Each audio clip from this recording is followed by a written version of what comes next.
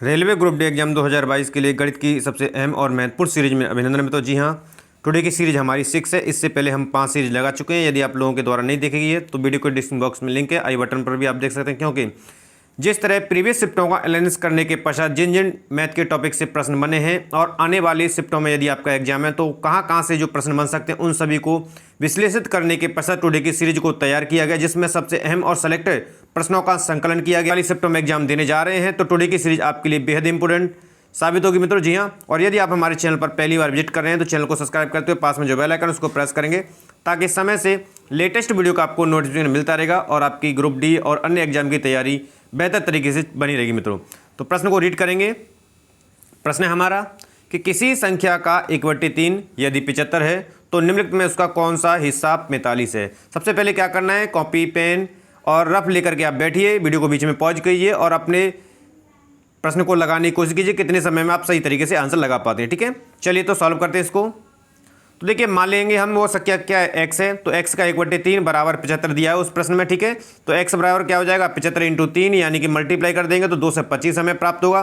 तब अभिशिष्ट यानी कि उसका 45वां कौन सा होगा, तो 45/2 से 25, 45 और 2 से 25 को काट देंगे तो यहाँ से जो आपका आंसर मिलेगा आपको 1/5 हिस्सा होगा। ठीक है, अब आप ऑप्शन में देख लीजिए कि 1/5 किस ऑप्शन में दिया हुआ है, तो ऑप्शन आपका यहाँ पर बी दिया हुआ है, राइट, तो बी करेक्ट हो जाएगा। ठीक है, अगला प्रश्न आपके लिए, निम्नलिखित में से क्या सबसे बड़ा है, या कौन सी संख्या सबसे बड़ी है या कौन सी संख्या सबसे छोटी है। इस तरह के भी प्रश्न आपके शिफ्टों में देखने को मिले हैं। तो प्रश्न को एक बार बेहतर तरीके से और ऑप्शन को भी आप देखें, और जितनी ज़्यादा आपकी कैलकुलेशन फास्ट होगी उतनी कम समय में आप सही आंसर लगा पाएंगे। ठीक है, इसलिए अधिक से अधिक मैथ के क्वेश्चनों को आप लगाएं स्वयं से। तो ये संख्या नोट कर ली। चलिए तो इसको सॉल्व करते हैं। देखिए 171 की वैल्यू 171 है। अब देखिए अगली वैल्यू दी है 1.72 × 10⁻², तो इसका मल्टीप्लाई कर देंगे हम तो इसकी वैल्यू 172 आएगी। इसी प्रकार दूसरी वैल्यू दी है √3 × 10⁻², और √3 की वैल्यू कितनी होती है 1.732, और 10⁻² मतलब 100 मल्टीप्लाई कर देंगे तो 173.2 हो जाएगा, और 13 का स्क्वायर 169 होता है। ठीक है, तो यहाँ से आप देख पा रहे हैं कि संख्या बड़ी जो है आपकी √3 × 10⁻² है। ठीक है, तो इस तरह जितने जल्दी हो सकेगा, जितने बेहतर तरीके से आप कैलकुलेशन फास्ट कर लेंगे, आप उतने ही कम समय में आंसर लगा पाएंगे। यानी कि आंसर यहाँ से सी बिल्कुल करेक्ट हो जाएगा। जो बड़ी संख्या है वो आपकी ऑप्शन सी में है। ठीक है, अगला प्रश्न, नेक्स्ट प्रश्न आपका 1 का स्क्वायर -2 का स्क्वायर +3 का स्क्वायर -4 का स्क्वायर +5 का स्क्वायर -6 का स्क्वायर, और आपके इस तरह इक्वेशन आगे कंटिन्यू होती रही है। तो एक बार समझ लें इसको बेहतर तरीके से। हाँ, सिंप्लीफिकेशन से प्रश्न बना है तो इसकी वैल्यू कितनी होगी, प्रश्न में पूछा गया है, इजिकल टू क्वेश्चन मार्क है, यानी कि वैल्यू कितनी होगी। तो करना क्या होगा, सबसे पहले 1 जो प्लस वाले आप उनको अलग कर लीजिए, सबसे बेहतर तरीका, और जो माइनस वाले उनको अलग कर लीजिए, दोनों को ऐड करके घटा देंगे, आपको आंसर मिल जाएगा। ठीक है, चलिए हम करते हैं जिस तरह करिए। तो प्लस वालों को हमने पहले अलग कर लिया और माइनस वालों को अलग कर लिया। इसकी वैल्यू ओपन कर दी, स्क्वायर जितने भी हैं इनको भी ओपन कर दिया, जितने भी स्क्वायर हैं। यहाँ से 165 प्राप्त हुआ, यहाँ से 2 से 20 प्राप्त हुआ, तो माइनस के हमें 55 आपको प्राप्त हुए। ठीक है, तो माइनस के 55 आप देख लीजिए किस ऑप्शन में है आपको, तो यहाँ से देख लीजिए कि ऑप्शन सी में है, तो यहाँ से सी आपका राइट आंसर हो जाएगा। ठीक है, कैलकुलेशन जितनी फास्ट होगी, बेहतर तरीके से प्रश्न को समझते हुए आप उतनी जल्दी कर पाएंगे। ठीक है, तो अधिक कैलकुलेशन फास्ट करने के लिए करना क्या होगा, मैथ के प्रश्नों को आप स्वयं से लगाइए। नेक्स्ट प्रश्न क्या है, दो संख्याओं का अनुपात 8:9 है तथा मासा 14 है, तो उनका लासा ज्ञात कीजिए। ठीक है, तो दिया है उसको नोट कर लीजिए। अनुपात जो है 8:9 है तथा तो मासा 14 है। तब देखिए तब संख्या क्या हो जाएगी, 8 × 14 हो जाएगी ये, और ये 9 × 14 हो जाएगी। ठीक है, तो संख्याओं का गुणनफल बराबर होता है लासा × मासा के। ठीक है, तो हमें लासा ज्ञात करना है, फॉर्मूला आपको याद है। तो 8 × 14 × 9 × 14/14, 14 से 14 कैंसिल आउट हो जाएगा, तो 8 नाम 72 × 14 मल्टीप्लाई करेंगे तो हमें 1008 प्राप्त होगा, यानी कि जो लासा प्राप्त हुआ है वो 1008 है। अब आप ऑप्शन में देख लीजिए, यहाँ से जो 1008 है वो आपके ऑप्शन ए में है, तो आपका ऑप्शन 1 बिल्कुल से करेक्ट हो जाएगा।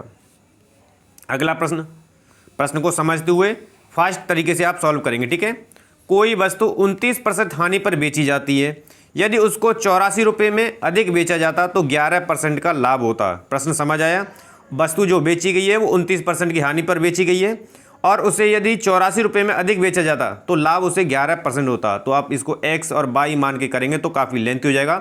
मैं इसके लिए आपको ट्रिक देता हूं, तो देखिए ट्रिक से इसको किस तरह सॉल्व करेंगे।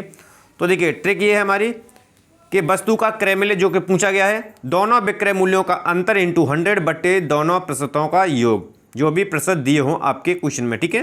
तो 84 गुणा 100 बटे 29 प्लस के 11, ठीक है। तो सॉल्व कर लेंगे तो यहाँ से जो प्राप्त होगा आपको 2 से 10 रुपये। अब आप ऑप्शन में देख लीजिए कि 2 से 10 रुपये किस ऑप्शन में दिए हुए हैं, ठीक है।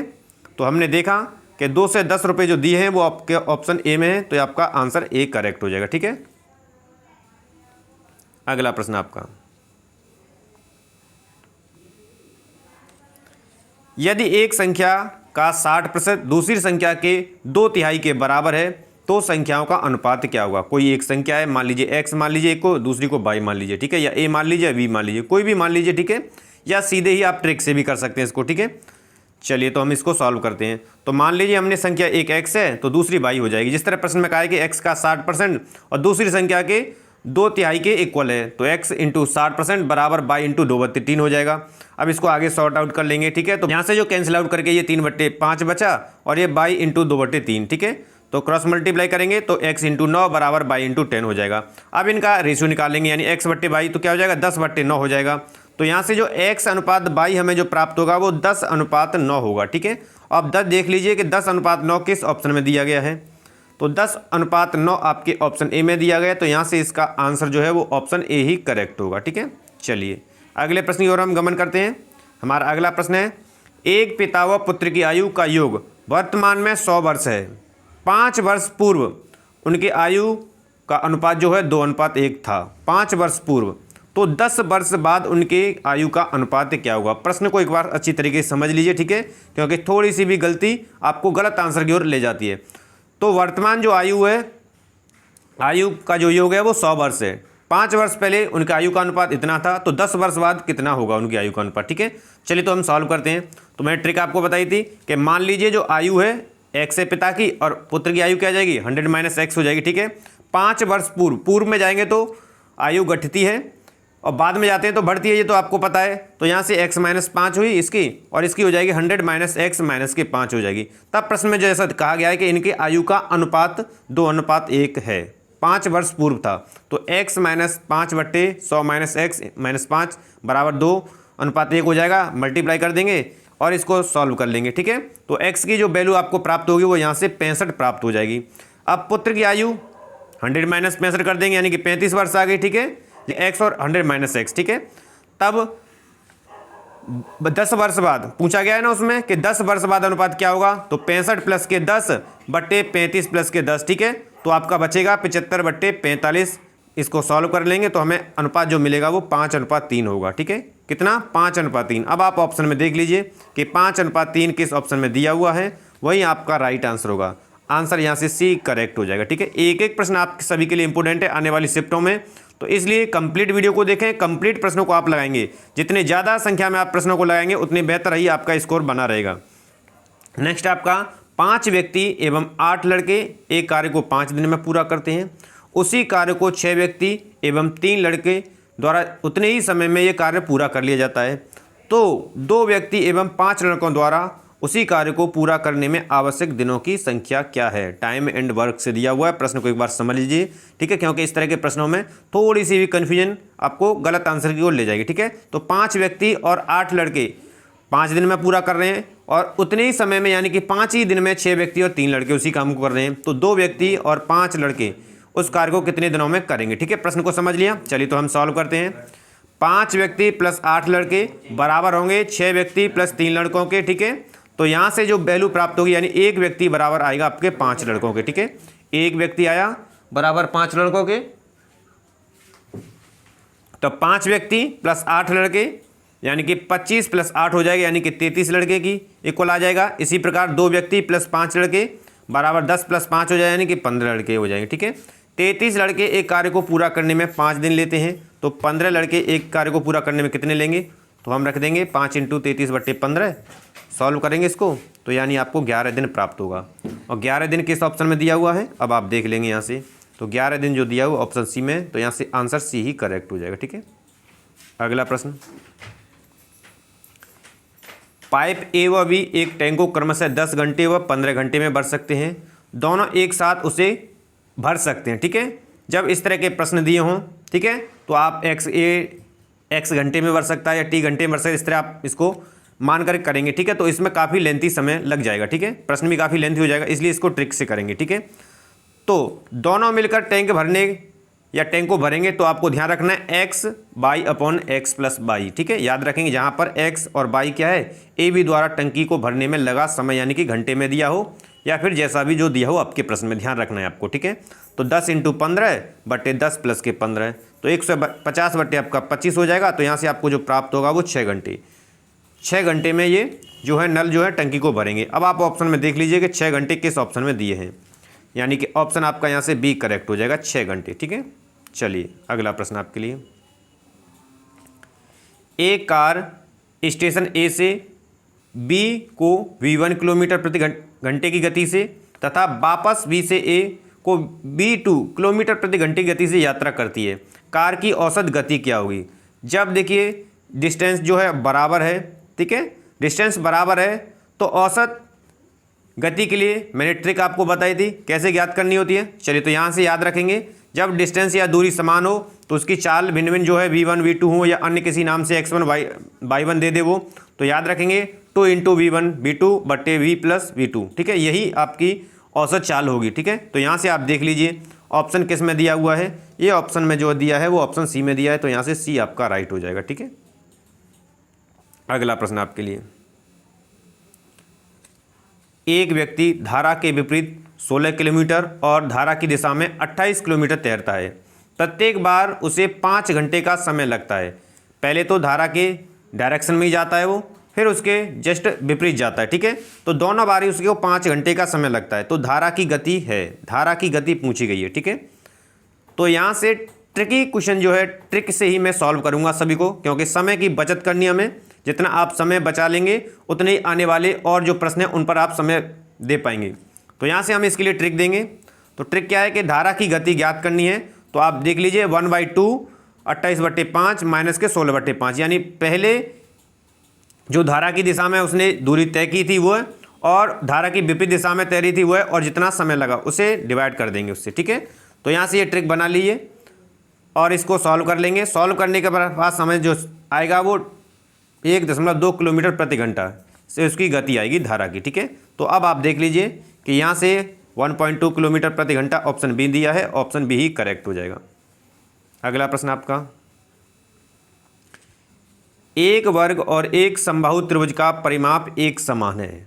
एक वर्ग है और एक समबाहु त्रिभुज है, दोनों का जो पैरामीटर यानी कि परिमाप जो समान है, तो यदि वर्ग का विकर्ण इतना दिया हुआ है तो त्रिभुज का क्षेत्रफल है, ठीक है। तो प्रश्न को समझ लिया, कॉपी पेन पेपर से आप लगाएंगे, वीडियो को बीच में पॉज करके। चलिए जब तक हम इसको सॉल्यूशन करते हैं। तो यहाँ से देखिए वर्ग का विकर्ण याद रखेंगे, ठीक है, कि √2 इंटू भुजा होती है, तो यहाँ से आपको भुजा प्राप्त हो जाएगी, वर्ग का विकर्ण बटे √2, और वर्ग का विकर्ण दिया है प्रश्न में कि 12√2 बटे √2 हो जाएगा, यानी कि आपको भुजा मिल जाएगी 12 सेंटीमीटर। वर्ग का परिमाप बराबर है त्रिभुज के परिमाप के, ठीक है। तो वर्ग का परिमाप पैरामीटर कितना होता है 4 है, और तो इसलिए क्या हो जाएगा, त्रिभुज का जो पैरामीटर है 12 × 4 हो जाएगा, ठीक है। अब त्रिभुज की भुजा 4/3 हो जाएगा, तो यहाँ से कैंसिल आउट करेंगे तो आपको 16 सेंटीमीटर प्राप्त होगा, ठीक है। तो त्रिभुज का जो क्षेत्रफल है, फॉर्मूला याद है ना, √3/4 इंटू भुजा का स्क्वायर, तो √3/4 इंटू 16, तो यहाँ से जो प्राप्त होगा आपको 64√3। अब देख लीजिए ऑप्शन किस में दिया हुआ है, ये जो दिया है आपका ऑप्शन सी में दिया है, तो यहाँ से आंसर भी सी हो जाएगा, ठीक है। अगला प्रश्न आपके लिए, यदि एक वृत्त की त्रिज्या 3 गुनी हो जाती है तो उसकी परिधि या पूर्व परिधि से कितनी गुनी हो जाएगी। कोई वृत्त की त्रिज्या है वो 3 गुनी हो रही है, तो याद रखेंगे, बस ट्रिक ये समझ लीजिए, ट्रिक क्या है कि ट्रिक यही है कि त्रिज्या जितनी गुनी हो रही है उसकी परिधि भी उतनी ही गुनी हो जाएगी, ठीक है। तो यानी कि त्रिज्या हो रही है 3 गुनी तो परिधि भी 3 गुनी ही होगी। आंसर आपका डी यहाँ से करेक्ट हो जाएगा, ठीक है। कुछ प्रमेय होती हैं जिन्हें आपको ध्यान रखना होता है, उससे एजिटेड बिना कैलकुलेशन के आपका आंसर आ जाता है, ठीक है, ये ध्यान रखें उसकी। अगला प्रश्न, एक घनाभ की लंबाई चौड़ाई ऊंचाई क्रमशः 12, 4 और 3 मीटर हैं, उस अधिक से अधिक लंबे बांस की लंबाई ज्ञात करो जो उसमें रखा जा सकता है। कोई घनाभ है, उसकी लंबाई दी है, चौड़ाई दी है और ऊंचाई दी है। अब लंबा बांस उसमें कैसे रखा जा सकता है, सिर्फ बिकड़ के रूप में ही रखा जा सकता है, ठीक है। चलिए तो सॉल्व करते हैं हम इसको। तो बांस की अधिकतम लंबाई के लिए उसे घनाभ के विकर्ण के रूप में रखा जाता है। तो यहाँ से घनाभ के विकर्ण की लंबाई ज्ञात करनी होगी, तो उसके लिए फॉर्मूला याद होना चाहिए आपको। तो फॉर्मूला क्या होता है, एल स्क्वायर रूट में plus B square plus H square होता है। इनकी वैल्यू आपको दी गई है, तो वैल्यू पुट कर देंगे। वैल्यू पुट करने के पश्चात सॉल्व कर लेंगे। सॉल्व करने के पश्चात हमें मिला 13 मीटर। तो यहाँ से अब देख लीजिए कि आंसर 13 मीटर किस में दिया हुआ है, यानी कि ऑप्शन बी करेक्ट हो जाएगा। उस बांस की जो लंबाई होगी अधिकतम की वो 13 मीटर हो गई। ठीक है, अगला प्रश्न आपका, दिए गए त्रिभुज एबीसी में कोण ए 40 डिग्री है, बी पी और सी पी क्रमशः कोण बी एवं कोण सी के समविभाजक हैं। ठीक है, यानी ये जो हैं वो आपस में आधे आधे कोण को समान रूप से विभाजित करती हैं। तो कोण बी पी सी है, प्रश्न समझ लिया। एंगल ए यानी कि कोण बराबर 40 डिग्री दिया हुआ है और यहाँ से ज्ञात करना है बी पी सी। तो देखिए यदि कोण ए ये दिया हो और ये ज्ञात करना हो तो एक थ्योरम होती है। ठीक है, या उसे आप ट्रिक समझ लीजिए। चलिए, तो वो क्या होती है मैं देता हूँ आपको। तो ट्रिक ये है कि कोण बी पी सी बराबर होगा 90 प्लस कोण ए बाई 2। ये याद रख लीजिए, फॉर्मूला समझिए या थ्योरम समझिए इसको। ठीक है, तो 90 प्लस उसकी वैल्यू कितनी है, 40/2 हो जाएगी, यानी कि 20 प्राप्त होगी। तो 90 प्लस 20 यानी कि 110, यानी कि वैल्यू आपको कितनी प्राप्त हुई, 110 डिग्री। तो यहाँ से आप देख लीजिए 110 डिग्री यानी कि बी पी सी की जो वैल्यू आएगी वो 110 डिग्री आएगी। आंसर यहाँ से बी करेक्ट हो जाएगा। ठीक है, तो ये थे हमारे टुडे की श्रृंखला के सबसे अहम और सेलेक्टेड आने वाली शिफ्टों में बनने वाले सभी महत्वपूर्ण प्रश्नों की श्रृंखला। आशा करते हैं प्रश्नों का कलेक्शन जो है पसंद आया होगा आपको। वीडियो पसंद आई तो मोर देन लाइक और शेयर करेंगे, और अभी तक चैनल को सब्सक्राइब नहीं किया तो चैनल को सब्सक्राइब कर लीजिए, ताकि आने वाली शिफ्टों में आपका एग्जाम है और रेलवे ग्रुप डी और आदि अन्य जो एग्जाम है उन सभी की तैयारी आपकी बेहतर बनी रहे। तो धन्यवाद।